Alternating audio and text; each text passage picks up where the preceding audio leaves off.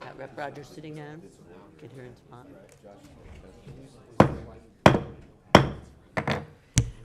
The Committee on Military, Veterans, and Homeland Security will come to order. Mr. Clerk, will you please read the letters provided by the Speaker of the House? Dear Mr. Clerk, I'm making the following changes to committees for the 102nd Legislature. Representative Jason Morgan will be removed from the Military, Veterans, and Homeland Security Committee. Sincerely, Joe Tate, Speaker of the House. Dear Mr. Clerk, I'm making the following changes to committees for the 102nd Legislature. Representative Bysong will be added to the following committees: Military, Veterans, and Homeland Security. Sincerely, Joe Tate, Speaker of the House. Mr. Clerk, will you please call the roll to establish a quorum? Representative Conlon. Here. Representative Carter. Here. Shannon. Present. Rogers. Here. Morgella. Here. Song.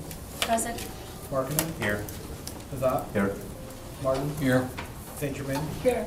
Madam Chair, you have a member present on the quorum. Representative Carter moves to adopt the minutes from the March 19, 2024 meeting. Seeing no objections, the minutes are approved. Thank you. I'd like to begin by welcoming Representative Song to the committee. Representative, you're welcome to say a few words introducing yourself. Thank you so much, Chair. Hello, everyone. It is an honor to be a part of the Military Committee. I currently represent District 13, which includes Warren and Detroit, and previously served as a Macomb County Commissioner. As you all know, where Selfridge and Tacom are located. Care a lot about our military, our veterans. My father actually served in the war during the Vietnam War. He was recruited by the CIA to fight alongside American soldiers in Laos, and so he served, and happy to be a part of this military committee and to advocate for our military families. Thank you.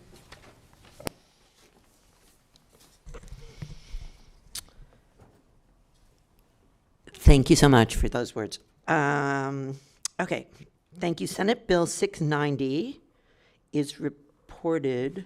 Oh, sorry, I've got to go back. Where am I? Oh, here we go. On the agenda today, we will first be voting out Senate Bill 690. Representative Shannon makes the motion to report the bill from committee. Mr. Clerk, will you please call the roll? Chair Conlon. Yes. Representatives Carter. Yes. Shannon. Yes. Rogers. Yes. Morgella. Yes. Song. Yes. Markinen. Pass. Hazat. Pass. Martin. Pass. St. Germain. Pass. Madam Chair, you have 6 yeas, 0 nays, 4 pass. The bill is reported for recommendation. Thank you. Senate Bill 690 is reported with recommendation. Next, before taking testimony on our Veterans Mental Health Package, we will be adopting the substitutes for these bills. To start, we have House Bill 5276.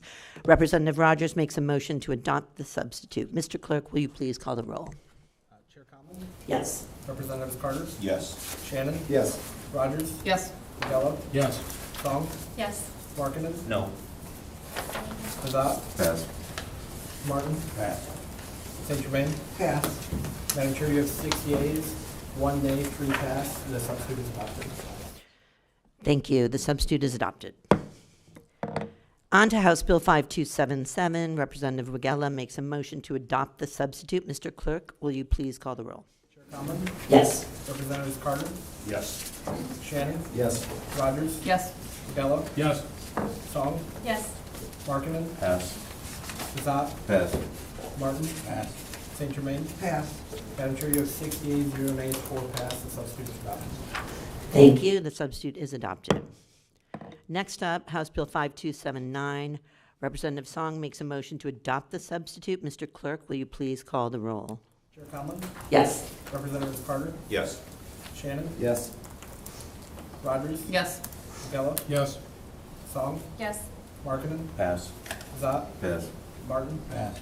St. Germain. Pass. Madam Chair, you have 6 yeas, 0 nays, 4 pass. The substitute is adopted. Thank you. The substitute is adopted. And now, House Bill 5280. Representative Carter makes a motion to adopt the substitute. Mr. Clerk, will you please call the roll? Chair Conlon. Yes. Representatives Carter. Yes. Shannon. Yes. Rogers. Yes. Morgella. Yes. Song. Yes. Markinen. Yes.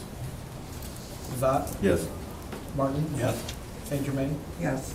Madam Chair, you have 10 yeas, 0 nays, 0 pass, substitute is adopted. Thank you. The substitute is adopted. We will now be taking testimony on these mental health bills. In addition to Representative Bizot's House Bill 5720, members of the public will have about 5 minutes to speak. Sorry, on the bills previous, not the mental health.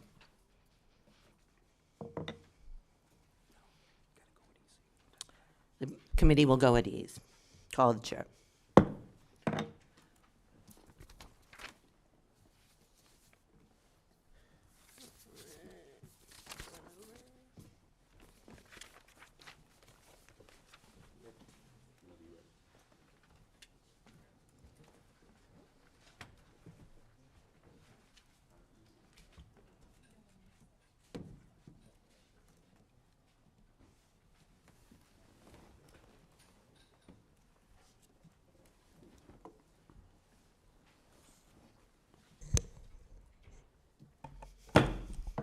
The committee will now be back on the record. Representative Connell. Good afternoon, Chair and members of the committee. I am very excited to testify today to the first bill in our package around veterans' mental health, House Bill 5276. This bill and the 4 others in this package come around a year after our informative set of introductory hearings on the topic and conversations with stakeholders. As many of you may recall, the issue of veterans' mental health is complex and in dire need of addressing, and there is not one singular solution. I'm also happy we're having this hearing in May when it is Mental Health Awareness Month. But also, just so you know, veterans have a suicide rate 50% higher than those who did not serve in the military. The H1 substitute to HB 5276, in tandem with my colleagues' legislation, is the culmination of very hard work and close collaboration with the Department of Military and Veterans Affairs over the past year, of whom I am very grateful for their feedback and willingness to partner. I am happy to see these bills finally come to fruition and would like to briefly describe what my bill specifically seeks to accomplish. House Bill 5276, as substituted, establishes in statute and prescribes the responsibilities of the Office of Mental Health and Suicide Prevention within the Michigan Veterans Affairs Agency. I wanted to ensure that DMVA and MVAA had as much flexibility as possible around implementing this office within their current organizational structure, and I believe that we have collectively achieved that goal. The MVAA director will be able to appoint the individual to head up the office, and the new office manager will likewise be able to delegate day-to-day responsibilities to others within the agency as he or she sees fit.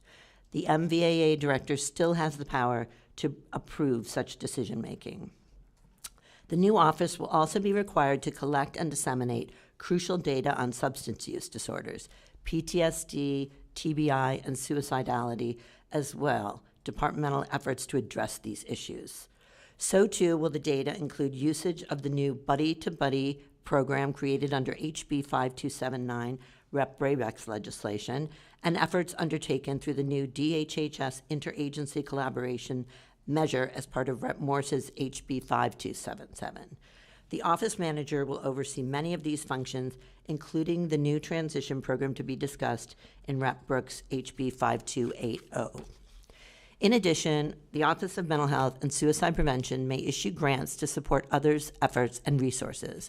And my bill lastly creates a mental health resource guide, which can be shared at no cost to allow veterans and service members to better understand their current mental health, which we ensure with Rep. Bizot's HB 5720. My overall goal in spearheading HB 5276 and this mental health package was to create a comprehensive set of tools that MVAA can use to tackle service members and veterans' mental health head on, be it something newly established or through the codification of existing efforts on their part while providing support for their families. Thank you for allowing me to speak to my bill today, and I'm happy to answer any questions.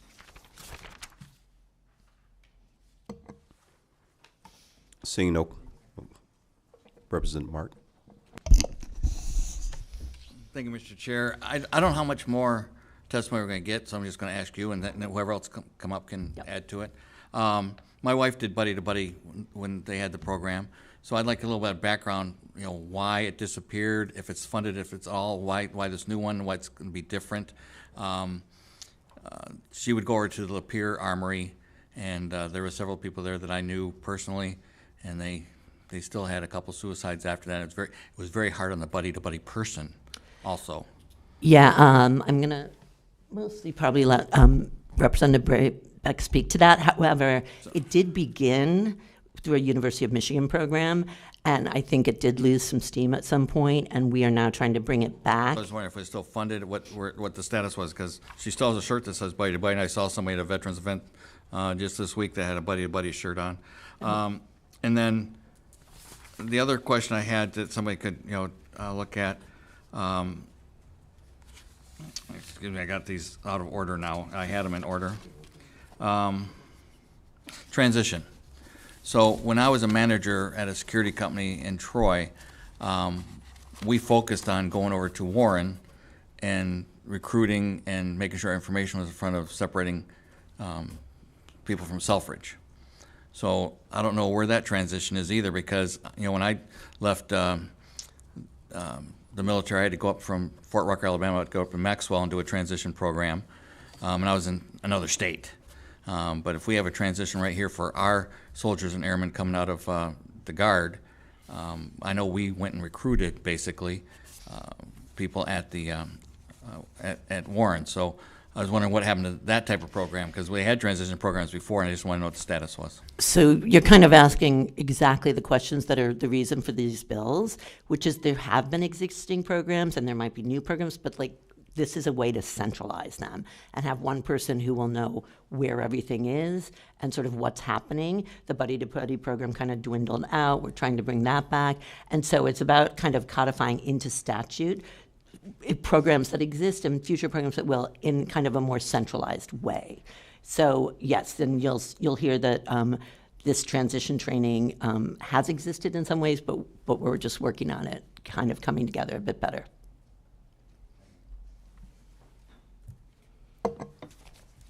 Seeing no further questions, thank you. We will now go at ease.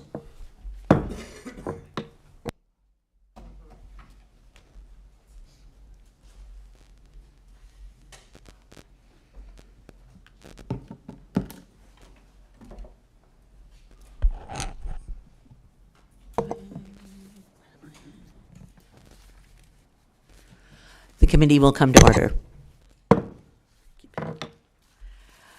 Representative Morris, you have the floor. Thank you so much, Chair, members of the Military, Veterans, and Homeland Security Committee. Thank you for this opportunity to testify on my bill, House Bill 5277. This comes naturally to me, the advocacy in this area, as my husband served in the Navy for 11 years, and I followed him across the country and the world as he served our country. This bill would require the DMVA to enter into an interagency agreement with DHHS to conduct a statewide outreach program about veteran mental health and substance abuse, develop resources around veteran mental health and substance abuse, and then ultimately create and operate a program to utilize those resources. As many of you know, the transition out of active duty service and return to civilian life can cause immense challenges to veterans and their families. Life transitions are stressful for all of us, but this stress is often heightened for veterans due to their unique experiences, as well as the increased rates of behavioral health conditions, including PTSD and depression amongst veterans.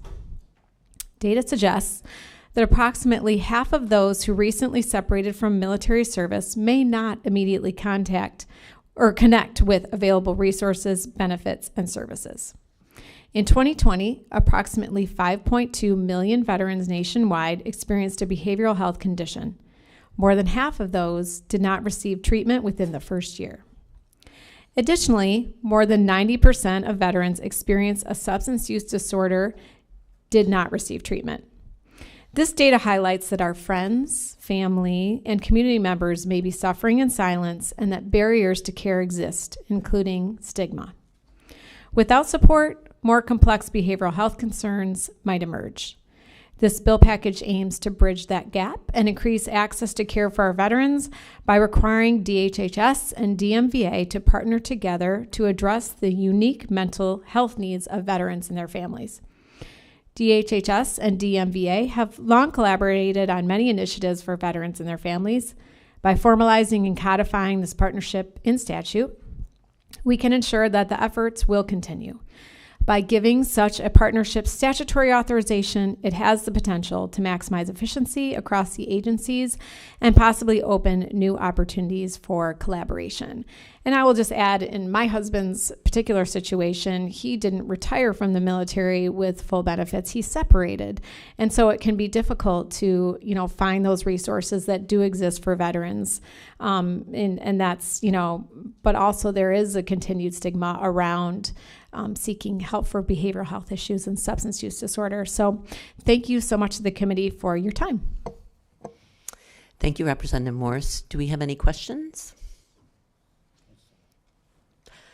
Minority Vice Chair Markin. Thank you, Madam Chair. Is there a model for this interagency cooperation anywhere in the United States?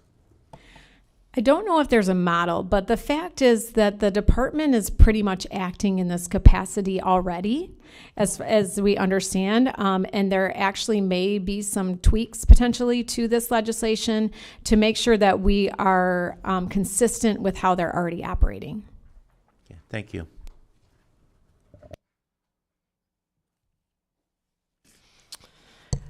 Representative Brayback, you're up to testify to HB 5279.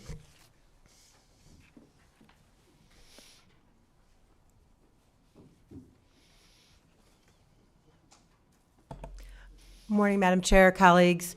I'm so excited to be here. As the chair said, we were here almost a year to the day talking about the importance of being able to serve our veterans around the mental health crisis that we are experiencing. And we're not only experiencing it here in our state, but around the country. And so I'm really grateful to the chair for bringing us all together, coming up with some common sense solutions to some of the things that we know that we can move the needle on.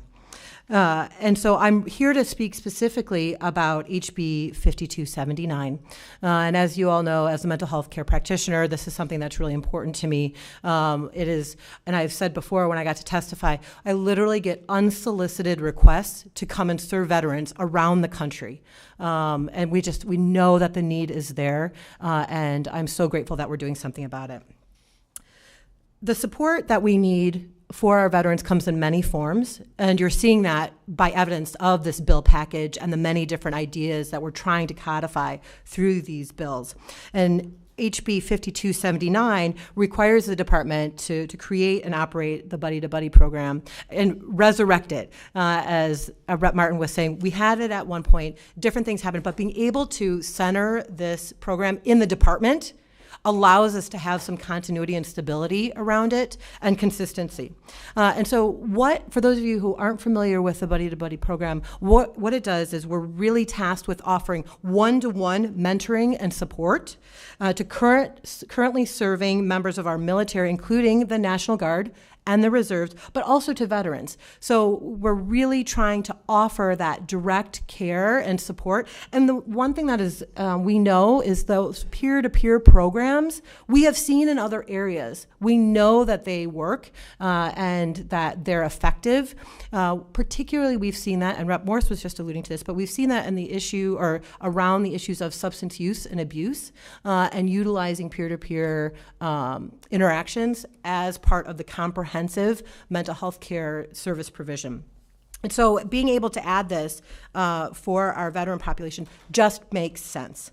We know that connection and mentorship, they're not new, but we know, like I said, how effective they are. We can ensure that our veterans have, and our folks who are serving, have safe and relaxed spaces to be able to not only discuss what is going on for them, but also to get connected to the resources that are out there. And sometimes it's really a matter of that education and feeling safe and asking the questions.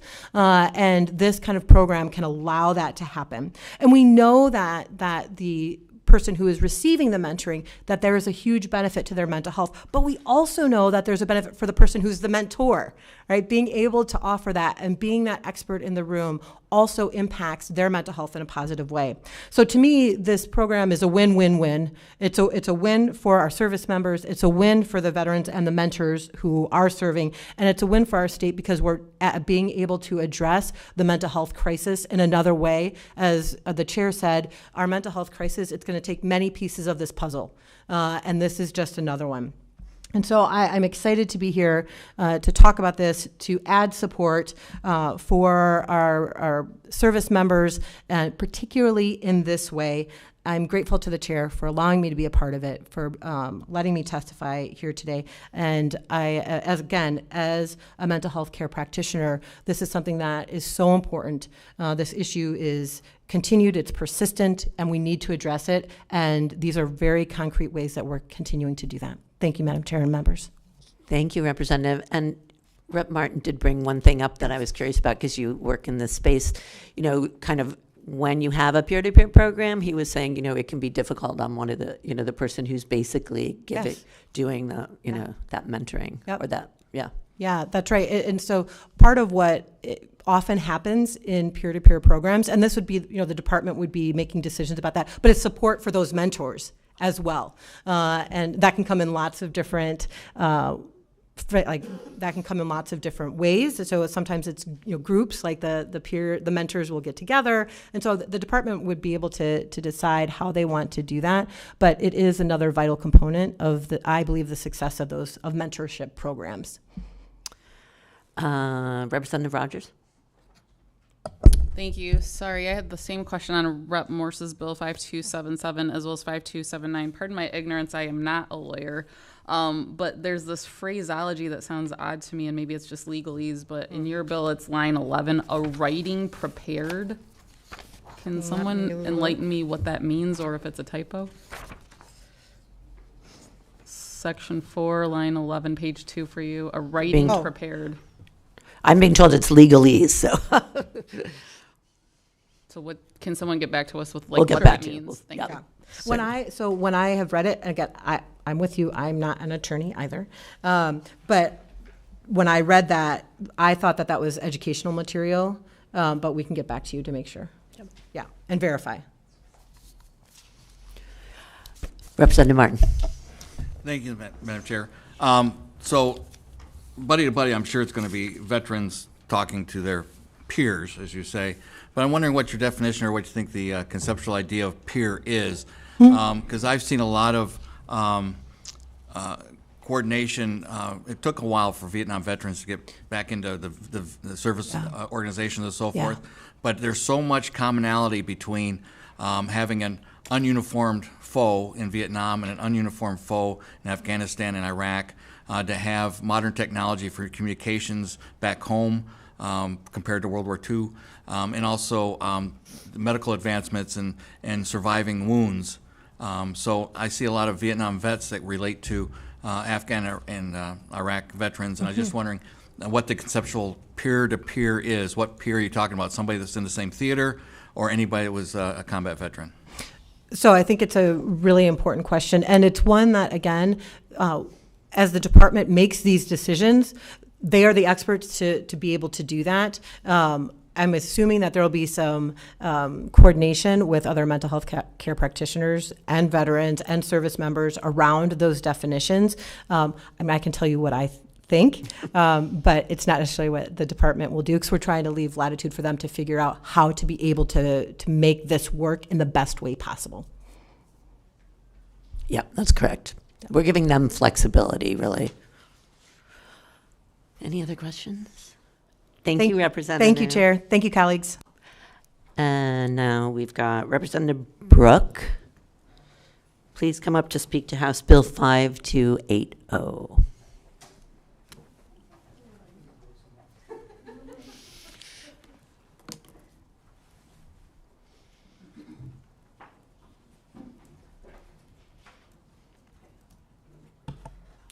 Thank you, Chair Connell and committee members, for the opportunity to speak today on my bill is 5280. I'm a veteran. I'm a combat veteran. I was doing a radio interview just the other day on this set of bills. I've gotten a lot of lot of interest in the whole set of bills. And I was doing a radio interview just the other day, 2 days ago. And the individual asked me, he said, what would this do that would have helped you? Or would this set of bills have helped you? And it really got me thinking, because in the military, there's lots of surveys, lots of screenings that are done, especially when you're coming off deployment. And it made me think back to 2004 when I returned from my first combat tour in Iraq. I was gone about a year and a half. I left 5 days with 5 days notice. Left my wife, 2 children, 2.5 and 1.5 years old. 5-day notice, gone for almost a year and a half. And I got to thinking, when you come back from deployment, your only goal is to get home. No matter what that home is, whether you're married, you have children, you have a dog, you want to be home. And I remember sitting at Fort Leonard Wood in 2004, and essentially they said, if you say yes to anything, you're staying here longer. And I remember getting, you say no to everything. At that point, your goal is to get home. And in every tour, I can look back, like that is exactly how it works. But when I got back in 2004, the day after I got home, I did not know what to do with myself. So I tore down half my house. I got a front-end loader from a friend of mine and tore down half of our house. So if you can imagine, if you were my spouse sitting in her shoes, why she's still with me, I don't know. But I tore down the bedrooms, I tore off the kitchen, and I proceeded to start building a new house. And we had a bathroom that you could see the stars in, and half a bedroom that we slept in. And I say that to come to the conclusion that I had no idea what was going on with me. I was one of the first returning combat troops since probably Vietnam. To be honest, there was Desert Storm in the early 90s. There were returning troops from that, and that was combat. But as far as on a large scale, we were the first returning troops coming home to the county of Monroe in decades. And for 2.5 months, I worked on building a new home. My spouse, her good nature, she tried to help me a number of times. I actually employed a friend of mine for 2 weeks until he couldn't handle it anymore. He was not able to handle me. I was a different person. I came home quite different, quite agitated, quite unruly. And after 2.5 months, I got the roof on and I went back to work. And not that long after going to work, we worked on Telegraph Road, right there north of Flat Rock. I was a lineman. And I just remember that traffic and the anxiety that I had. Soon after going back to work, I remember a couple grade school girls running across the street, and I almost hit them. I had to slam on my brakes. And it brought back all sorts of memories and anxiety. And I remember pulling off to the side of the road and crying. And I know I don't probably look like the crying type, but I say that I did not understand what was going on internally. And as I was having this radio interview just the other day, as I said, it would have been nice to have something when I came home after I got back to life. And many people, say, they want to come home, and you see that glorious homecoming. And we did it after my 4th tour. I surprised the kids at school, and the news from Toledo news came up and recorded me surprising my children at school. It's very fun. It was awesome. But really, it's the day after and the week after where life and reality hits, that you have changed, your family have changed, and you are not going in the same situation again. And what my bill does is set up a system, and I should have gave the bluff up front. Essentially, the bottom line up front is it bridges the divide between military and civilian life and gives a military person the opportunity to find purpose in life again through a valuable screening. And this screening will be set up by the MVAA, contracting out to a nonprofit to do this screening. Now, I don't know if it's, CAPS 5 screening or not. I don't know. But what I told the radio interviewer is that your only goal when you're coming back from deployment is to get home. You say no on everything because you want to get home. That's just the way it is. But once life hits you, you realize I'm not necessarily the same as I was when I left. I'm having issues.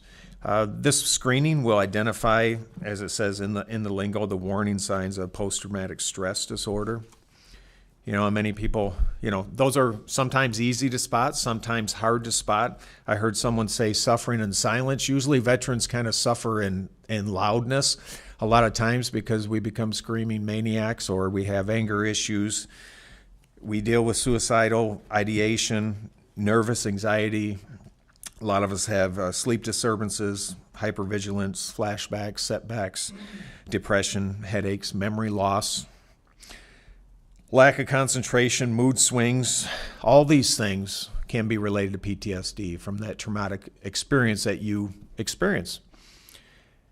And this screening that is going to be set up will help identify those in order for your veteran service officers in the counties to be able to get that feedback and then reach out to these folks.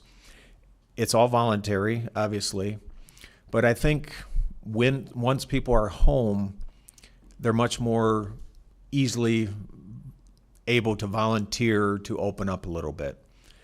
For me, it was after my third combat tour in Afghanistan when I was living life quite recklessly.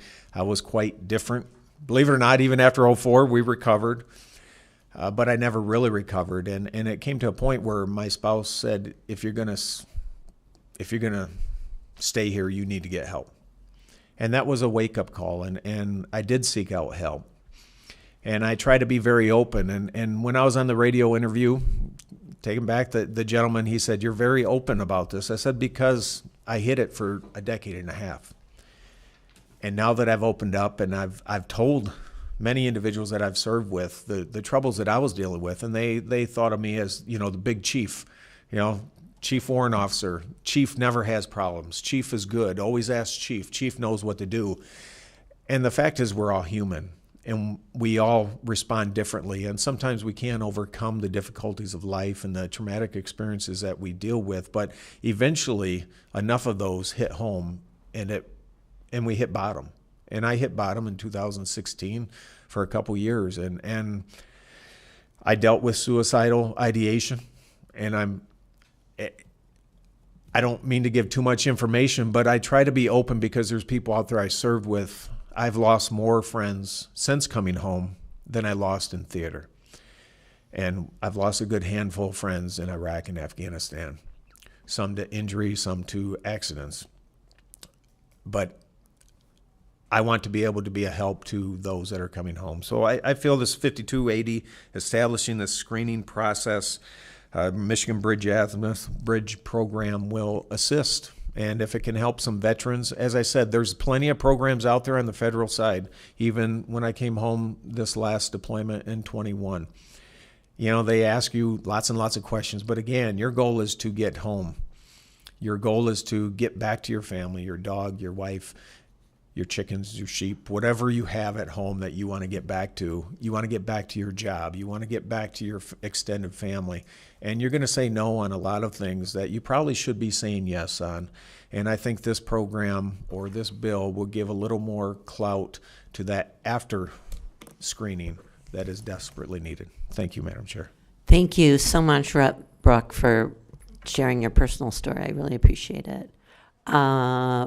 Questions? I know I have one from Rep. Rogers.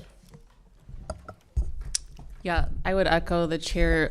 Rep. Brock, thank you so much for sharing so much of your personal story. And I think sometimes when we bring forward meaningful legislation like this, part of the point of legislation is educating people. So I appreciate you doing the radio interviews and sharing with us today, because I think it's uplifting some of these hidden issues that face a lot of residents in our communities. In my first term, I had a veteran listening tour all over the state, and the things you're echoing are the things I heard over and over. So thank you for the bill package and chair bringing it forward today.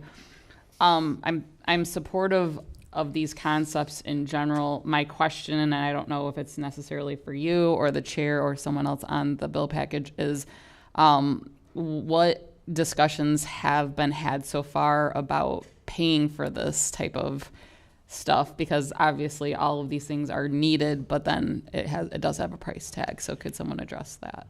I mean, a lot of this is, like we've said, things that are already in process or being done. So it'll be up to the department, I think, to look and see if more resources are needed moving forward.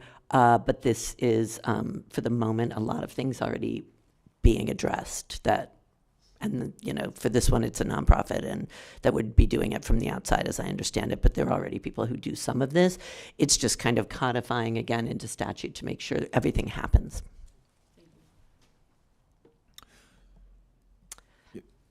Thank you. Oh, thank you very much, Madam Chair.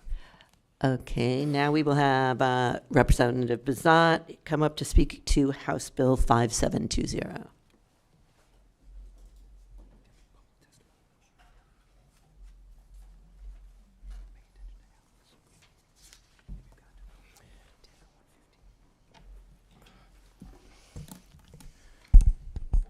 You have the floor.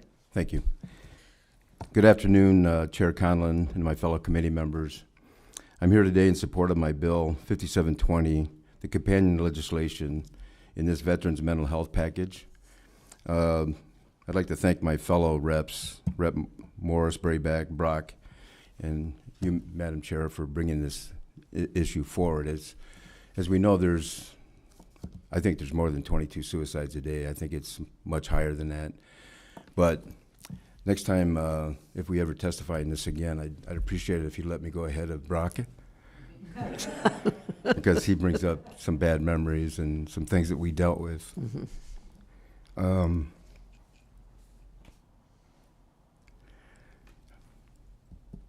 Take your time. Well, I got off the plane at about 2 in the morning, and he's right. We just wanted to go home. We're feeling lucky that we even got home, to be honest with you. And 58,479 veterans didn't make it home. And that kind of bothers you as well. But we were mustered out. They asked us if we wanted to go to bed and muster out the next morning, and we said, no, we want out now. So we were out of the Army by 10 o'clock, 11 o'clock in the morning, with no surveys, no questions. You just get on a plane and go home, and then you have to deal with your issues. So I think this is a very important package, and it's moving in the right direction. I've talked to the VSOs and my Veterans Affairs down in Livingston County, and they had some concerns, and we've worked through those issues, and I think we've made the bills better. And maybe we do need some more work on it, but I really thank you for bringing this forward, because it's a very, very important issue. My bill in particular is fairly straightforward. It allows departments to make available the quick and easy understand wellness and assessments with the goal of helping veterans gauge how they may be doing. Vietnam veterans traditionally don't trust anybody. That's maybe a generational thing, but they certainly don't trust the government. I think the MVAA has done a better job in making this better for our fellow veterans that have come after us. I want to make it clear that this assessment is completely optional and anonymous. Veterans don't have to turn this report in to the results to anybody they choose. It's an optional thing. So this is being implemented in order to act as a stepping stone in case veterans want to access additional resources. This will either be in print form or available electronically, and will be free of charge to all former and current National Guard service members. My bill and this overall package will help ensure that our State Department uses the resources at its disposal for a more efficient and effective approach in supporting veterans.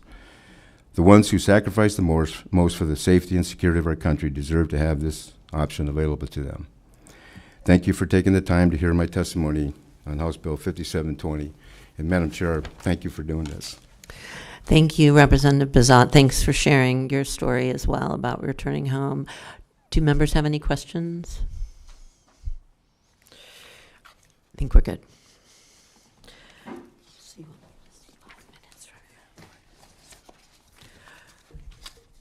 Okay, we have others who have come today to speak to these bills.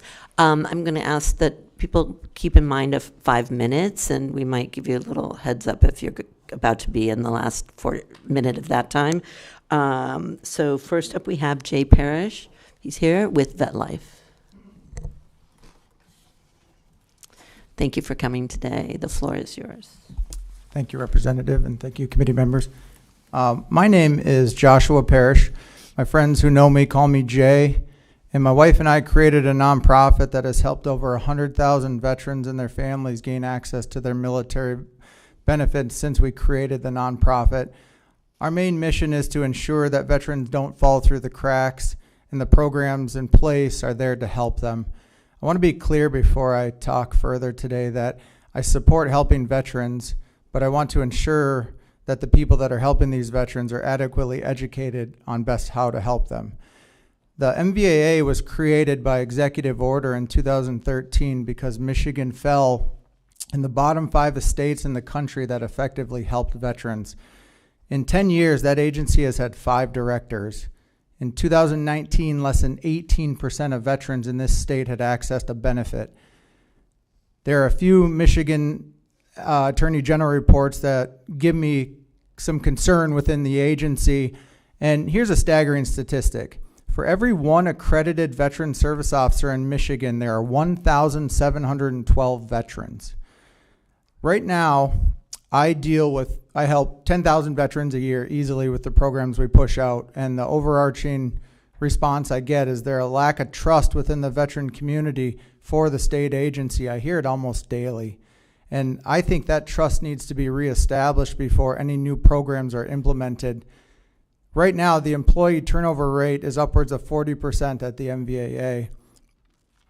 I went to the VA last week, the Seebach in Howell, for my annual physical, and the nurse practitioner asked me 4 separate times, how many times a week, how many times a day, how many times a month I thought about hurting myself or if I had suicidal thoughts. I asked her why she asked me that so many times, and she said it's just in their standard suicide screening questionnaire. So I want to be clear. Veterans are committing suicide because they lose a sense of purpose. They lose a sense of identity after they leave the military because they feel let down by the system that's told is going to help us.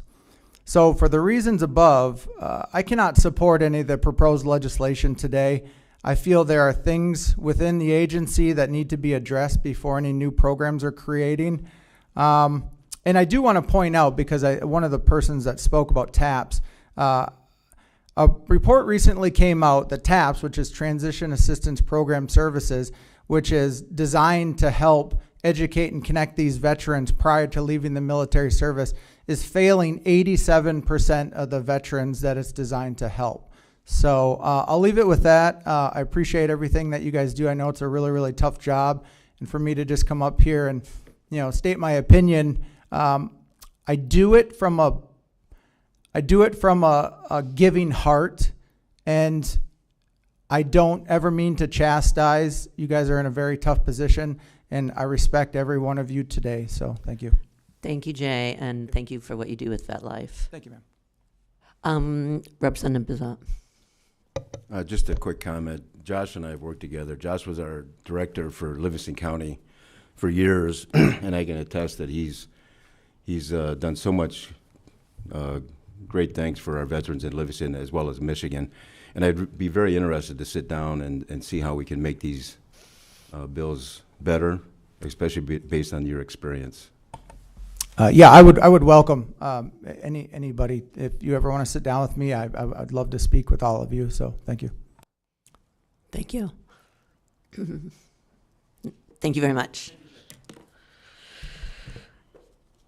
Okay, next. Now we'll be hearing from General Steele with the Veteran Mental Health Leadership Coalition. Oh, on Zoom? Oh, he's gone. Don't think we have him now. Okay. Instead, we will go to representatives from Reason for Hope, who are up next. Are they here? They're going to? All right. And do we have Jean Ditto? Yes, okay. Hi, Jean. You have the floor.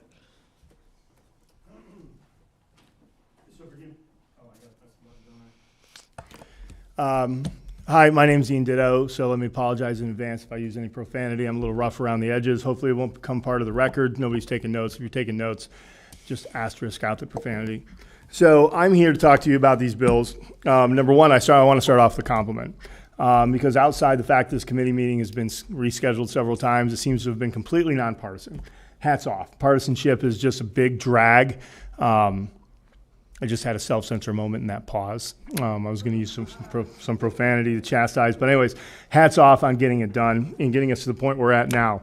Thank you for that. So I come to you as a former buddy in a previous buddy-to-buddy program, and I wanted to explain to you how there's a couple questions that have been asked. What's a peer? What is that? What is that question on line 11, the writing? I think, is that Representative Rogers asked that question? Is that correct? Okay, sorry.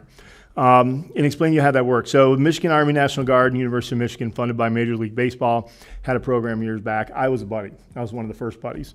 It went on for a number of years. Major League Baseball pulled its funding. There were several instances where we flat out saved somebody's life. There were several instances where we flat out got people the benefits they needed, pointed them in direction. We were able to do so outside of their chain of command with peers. So I think one of the questions, what constitutes that? Representative Martin, okay, asked a question. What constitutes a peer? A peer doesn't have to be somebody who sustained the same physical injuries or moral injuries as a particular service member.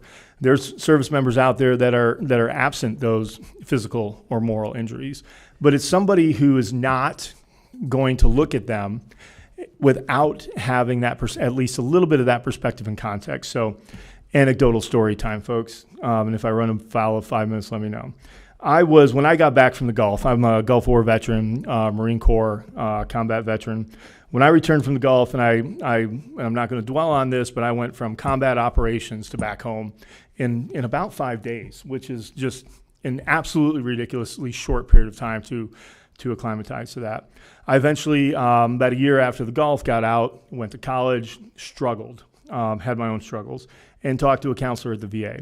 And the counselor at the VA was a civilian, had never served, and all he could do was sit there and nod thoughtfully. There was no rapport to have been built and no trust that had been engendered in that relationship. And I can tell you that relationship between the therapist and myself didn't last as a result.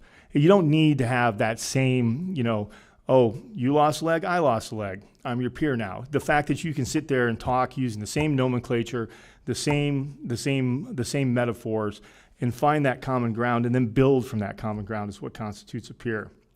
One of the benefits that I'll share with you, buddy, from my experience in talking contextually about what the representative said. The first time you feel some PTSD, you don't know what the hell is going on. I'll share my first experience.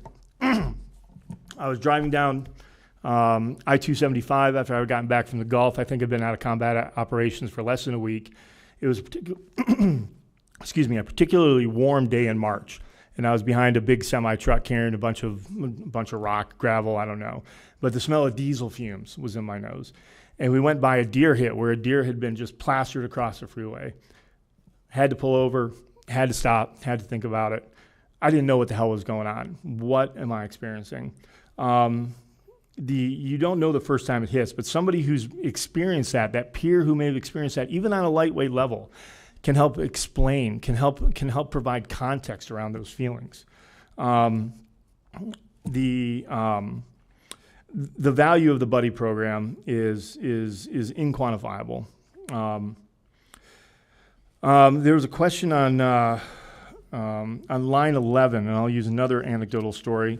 I think the question was, what does line 11, a writing prepared, owned, used, in possession of, retained to the agency, blah, blah, blah, blah, blah, is not subject to disclosure in the Freedom of Information Act. So although I'm not a lawyer, I'm not a legislator, I'll explain to you what that means anecdotally to me.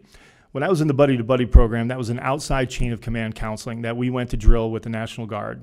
And we would, because we were outside the chain of command, they could be honest with us. They could establish trust with us. We had no obligation to report to the chain of command unless the person was going to hurt themselves or somebody else. What was the gist of the conversation? I one time had a commander come up to me after I'd had a long, lengthy conversation with a sergeant who had just returned from a long deployment and say, "What'd he say to you?" I'm like, I'm not at liberty to share that. And this commander, I believe he was a captain in the Michigan Army National Guard, I don't remember his name, tried to flex. And I was more than happy to puff my chest out and tell him to go frickin' pound sand. Okay, I said frickin', not the other one. Got myself a little bit nervous there. But that's what that is. The fact that any writings shared with a counselor, any notes are not subject to Freedom of Information Act helps establish that trust, that trust is not going to be, that trust is not going to be violated. There was, We're running into your 5 minutes. all right. So I did have a note here. How's it paid for? Find the damn money. I mean, we spend so much money on some crazy shit that probably doesn't need to be spent. We can absolutely find the money to fund this. And my last admonishment would be continue to be nonpartisan in this. I mean, I understand there's budget constraints. I understand that the well of tax dollars is not a bottomless pit. But you've shown great nonpartisanship, bipartisanship, whatever the proper terminology is in putting this together. Continue to do so. I mean, this is productive legislation we've got here, as opposed to the gridlock that oftentimes, finds us not moving forward and making progress. We're all in this together. Remember that. Thank you so much for your testimony. You're welcome. Do we have any questions? Come on, somebody's got to have something. I didn't drive all this way. I didn't take off lunch from work, drive to Lansing like a madman so you guys could just sit there and stare at me. Let's go. I think you did such a good job. Nobody has a question for you, Dean. But thank you for your service. I want to also thank Representative Brooke and Bazat for their service and for sharing their stories today. Yeah, and thank you to Representative Braybeck for involving me in this. It's something near and dear to my heart. I was happy to drive like a madman from Plymouth, Michigan, 45 minutes, by the way, which I know you're a former cop, so keep that to yourself. Oh, wait. Can you guys validate my speeding ticket? We now do have a question from Rep. Wigella. Sorry, you said something that perked my interest, and without going into too much details, you said find the blank money. So just a question, because I think we probably You can't say damn? I don't know. I just did. But I wanted to ask you, how much was the Major League Baseball investing in the Buddy to Buddy program before they stopped? I don't recall. I don't think it was a significant amount. So the structure of that organization between the Michigan Army National Guard and University of Michigan was that the Army National Guard resources that were assigned to it were Army National Guard. That was a sunk cost from the guardsmen. University of Michigan had a program director who was paid, had a program administrator who was paid, and had at least one counselor who was paid. Everybody else was a volunteer. Raised your hand, and we'd go spend the weekend with the Michigan Army National Guard. I can't believe that and I'm certain those numbers are available if you just flex your muscle and go knock on U of M's door, but I can't imagine it was any more than maybe $500,000 a year for those. And I believe that you could probably still lean into volunteers. If you told me tomorrow that the Buddy to Buddy program was back in, I'd be like, sign me up. Let's go. You'll find a number of volunteers, some of which have already been trained through that Buddy to Buddy program, who would be more than happy to go out and engage in whatever manner you see fit. Thank you, and we will look into it, because I remember when U of M had that program, so let me find out how much they funded it for you, Rep. Wigella. Thank you so much for coming today. Drive carefully home. Thank you. I'm going to have to leave because I think I'm parked illegally, but thank you for having me. Don't get a ticket. I think we now do have General Steele on Zoom. Yes. Somebody said? Okay, here we go. Thank you. General Steele is with the Veteran Mental Health Leadership Coalition, and you have 5 minutes to speak, and thank you for joining us today on Zoom. Thank you, Madam Chair, and esteemed members of the committee. My name is Martin R. Steele, and I'm honored to offer testimony on behalf of the Veteran Mental Health Leadership Coalition. It was a pleasure to be here in this committee for last year's hearing on May 23rd to share our perspectives on breakthrough therapies to combat veteran suicide. I sit before you in support of the bills to enhance mental health and suicide prevention initiatives for those who selflessly served our country, as well as to make a couple of recommendations as you navigate through this very challenging issue. For background, I'm a retired Lieutenant General in the United States Marine Corps, and I had the privilege of wearing the uniform of a Marine for nearly 35 years, rising from private in 1965 to three-star general and retiring in 1999 as the Deputy Chief of Staff for Plans, Policies, and Operations, which is the civilian equivalent of Chief Operating Officer of the Marine Corps. I also had a wonderful tour of duty in Detroit at the Tank Automotive Command from 1978 to 81. Since retiring from active duty, I have dedicated my career to combating the veterans' mental health and suicide crisis our country endures. This includes serving as Associate Vice President for Veterans Research and Executive Director of Military Partnerships at the University of South Florida in Tampa, working with scientists exploring the comorbidities between traumatic brain injury, post-traumatic stress, and military sexual trauma. And I was appointed by Leader McConnell to be the VA Commission on Care in 2015, which was established during the Obama administration to make recommendations about the future of VA healthcare. I have testified before the U.S. Congress 3 times on veteran suicide prevention. While mental health and suicide prevention are complex issues, it is clear that there are far too many veterans who have not benefited from existing frontline treatments such as SSRIs and talk therapy, as you've heard this morning. In fact, many complain of being prescribed cocktails of drugs through the VA that often leave them worse off than when they started. That is why the Veteran Mental Health Leadership Coalition has focused on advancing research and ensuring safe access to breakthrough therapies such as MDMA, assisted therapy, and psilocybin therapy to combat PTS, suicide, and the opioid crisis that we have experienced and ravaging our nation.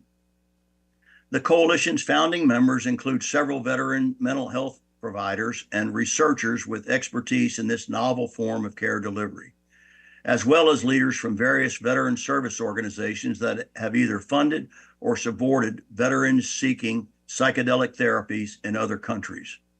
For the veterans who have sought these treatments abroad, it was never their initial choice. It was their last line of defense after exhausting available treatments at home. While their stories of healing are often remarkable, I find it unconscionable that veterans have been forced to leave this country to receive this type of care. I want to commend this committee for its efforts in bridging these bills before us today and bringing critically needed additional support and resources to veterans and service members seeking effective mental health and the creation of a transition bridge program, which is a step in the right direction. Likewise, peer support, as demonstrated in the Buddy-to-Buddy program, is considered a critical component in offering veterans a continuum of care throughout their treatment. We also know that service members transitioning into the civilian area often struggle to assimilate, as you've heard today, and we believe swift action is in order to prepare for the coming approval of the FDA breakthrough therapies. These are good initiatives, and we offer our strong support in their passage. However, last year we warned the committee that without swift action, state and federal mental health care systems will be ill-prepared to accommodate the expected demand for delivering complex treatments such as MDMA and psilocybin, which requires specific infrastructure and training. That warning is the same, as MDMA AT is incredibly close to a potential FDA approval this summer. The committee should strongly consider including funding mechanisms for further research and treatment initiatives utilizing FDA breakthrough therapies like MDMA and psilocybin in collaboration with the University of Michigan Health. Additionally, the state should act upon the language established in last year's budget bill, now Public Act 119, which enables the VAA to fund research and treatment of breakthrough therapies for Michigan veterans and first responders. So far, no action has been taken on this front, and we see this as low-hanging fruit and an important step in placing Michigan at the forefront of future veteran mental health care in America. I want to thank you. Thank you for allowing me to be back with you, and I wish you the best in dealing with this issue. And I'll be glad to answer any questions. Thank you so much, General Steele, for being with us today, and thank you for your service. We are running a bit late, so I think we are going to have to take the testimony next week for the other two because we need to go to session. Does anyone have any question, though, for General Steele? We'll take one more. Rep. Wigella.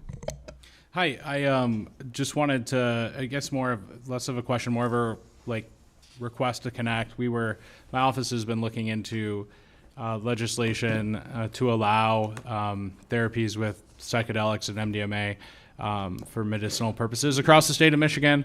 Would just love to have our office connect with you on how we should move forward with that and get a bill introduced. We'd be honored to do that, and we will stay connected to you. And I'll be followed by Mr. Brett Waters, my partner in all of this, and he can amplify on the first portion of your statement. Thank you. Thank you again for being here. Thank you, everyone, for being here. And I'm sorry we're going to have to push off until next week the testimony from a few others. So there are no absent members, so seeing no further business before the committee, and without objection, the committee is adjourned.